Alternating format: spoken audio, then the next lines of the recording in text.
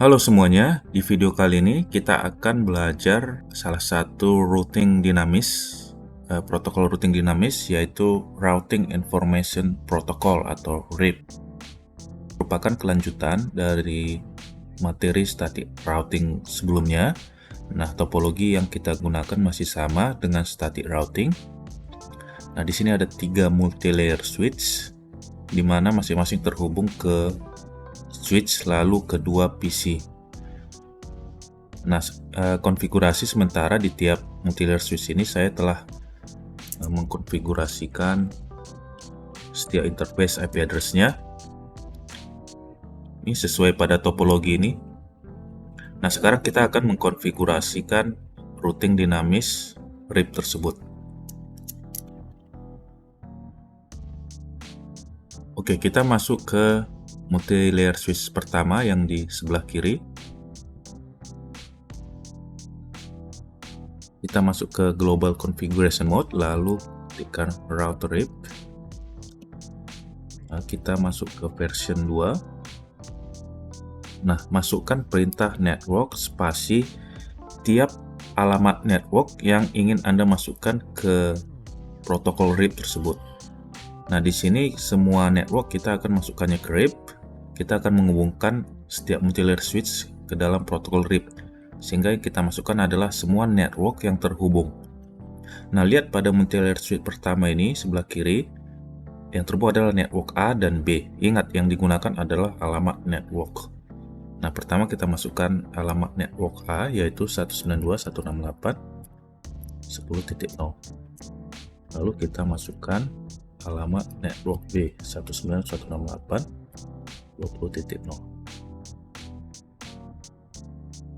Ya, kita telah mengkonfigurasikan RIP pada multi-layer switch 1. Kita masuk ke multi-layer switch 2.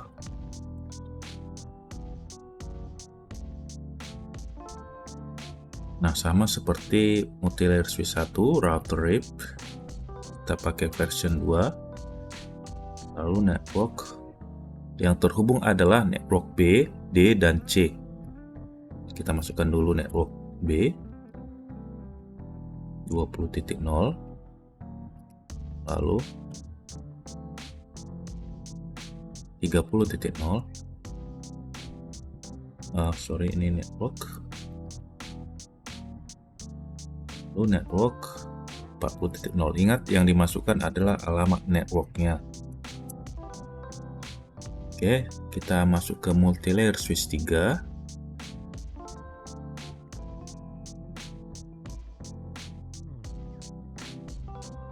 Lalu kita masukkan network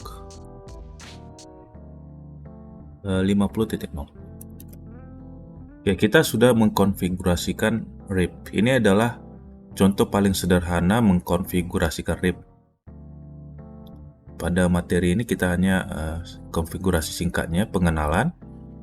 Nah, secara singkat kita telah menghubungkan perangkat PC ini di tiap network yang berbeda dengan protokol RIP. Kita coba dari PC yang alamat 10.0, kita akan coba ping ke 50.1. Oke, sudah reply ya dari 50.1. Demikian juga kalau kita ping ke 30.11 misalnya, yaitu PC di network C. Nah, sudah reply ya. Lalu demikian juga dari sini dari alamat 30.10 kita bisa ping ke 50.1.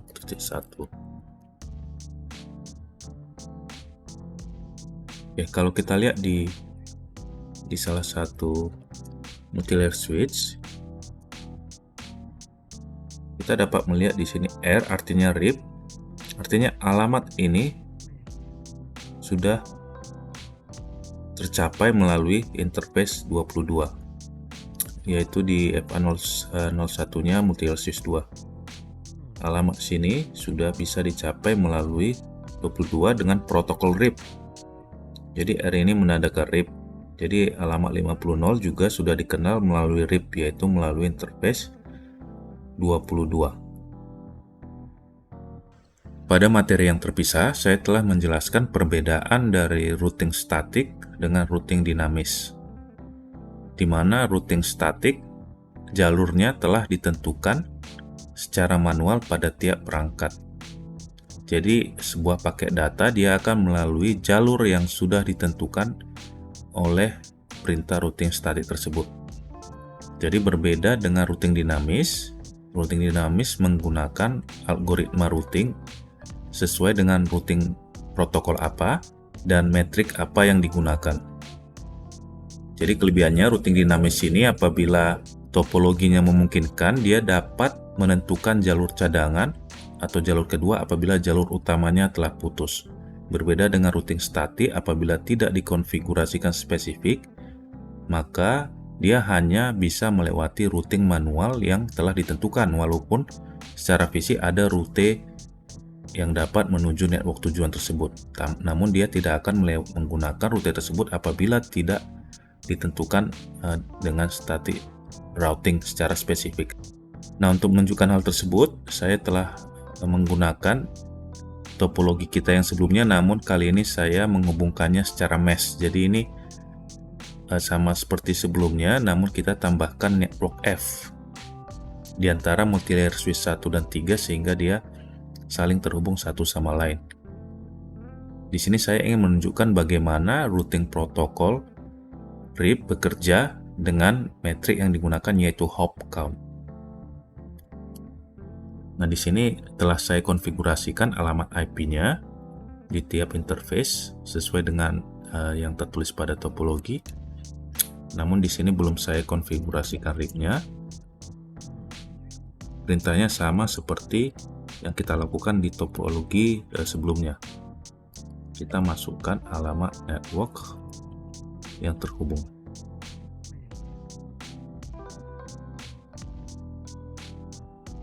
Oke, sudah di multilayer switch 1, kita masuk multilayer switch 2.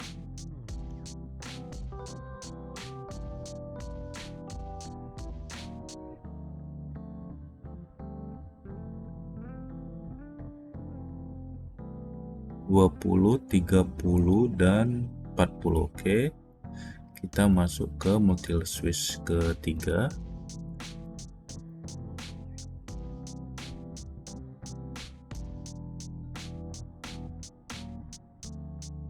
Oke,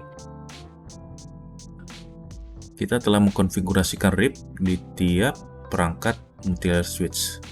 Nah, kita coba ping dari IP 10.11 ini menuju 50.10. Ya, 50.10.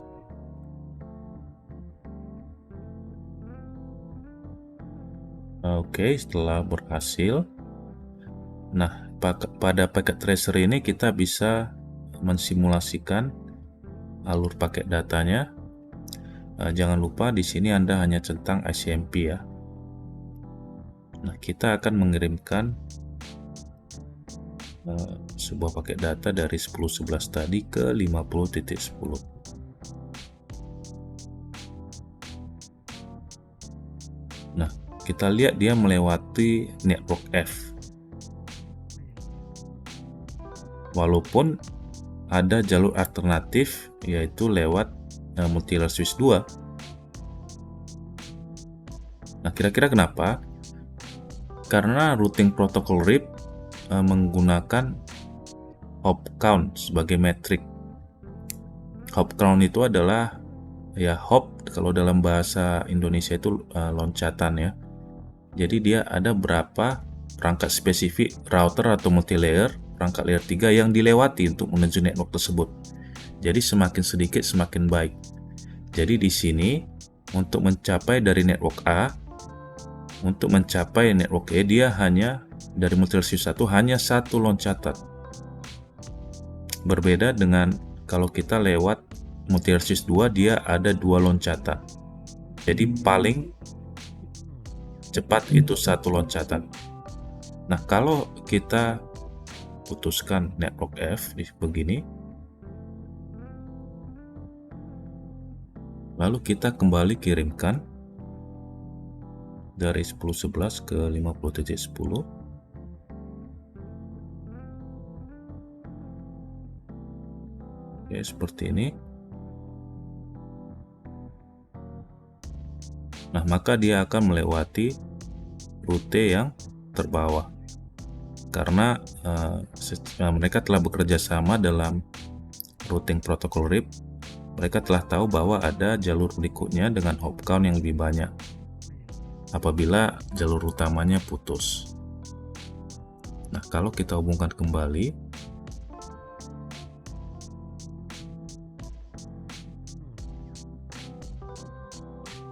nah dia akan melewati jalur atas kembali karena mereka saling mengirimkan advertise RIP bahwa telah ditemukan rute dengan hop count yang lebih sederhana atau lebih singkat. Nah, di sini Anda tentu bertanya, apabila network B memiliki link yang jauh lebih cepat melalui network B dan D dibandingkan network F, apakah dia akan tetap melewati network F ya? Jawabannya ya benar, network F.